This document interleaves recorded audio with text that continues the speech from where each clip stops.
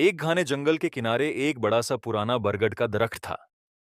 उस दरख्त पर एक रेंजीन पैरट टोटा रहता था, जिसका नाम था मिथु। मिथु अपनी खूबसूरत हरियाली और लाल चोंच पर बहुत फख्र करता था।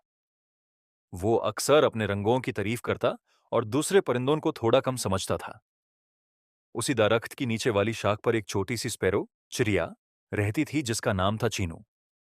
चीनू छोटी सी थी, हल्की भूरी रंग की, लेकिन उसका दिल बहुत बड़ा था। वो सबकी मदद करती और हमेशा खुश रहती। एक दिन मिथु ने चीनू से कहा, चीनू, तुम इतनी छोटी और सीधी सी हो, तुम्हें देखकर कोई इंप्रेस नहीं होता। देखो मुझे, कितना खूबसूरत हूं मैं।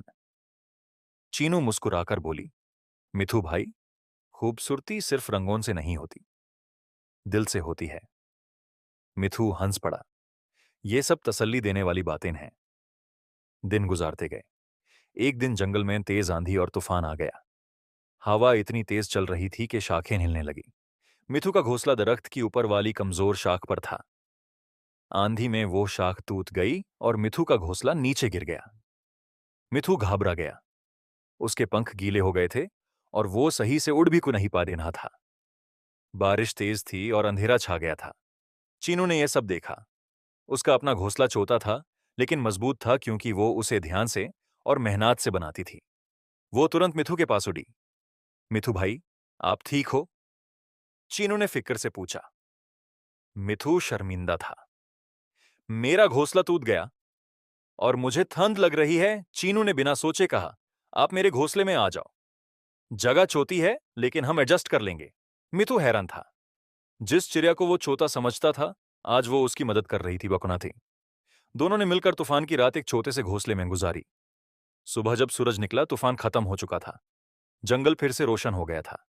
मिथु ने धीरे से कहा, चिनू, मैं गलत था। मैं सिर्फ अपनी खूबसूरती पर फख्र करता रहा, लेकिन तुम्हारी हिम्मत और मेहनत ने तुम्हारा घर बचाया, और तुम्हारा दिल सबसे ज्यादा खूबसूरत है। चिनू मुस्कुरा कर बोली, दोस्ती में बड़ा या छोटा नहीं होता मिथु भाई। हम सब एक दूसरे के लिए जरूरी हैं। 10 दिन के बाद मिथु बदल गया। अब वो किसी को छोटा नहीं समझता था। दोनों ने मिलकर एक नया और मजबूत घोंसला बनाया।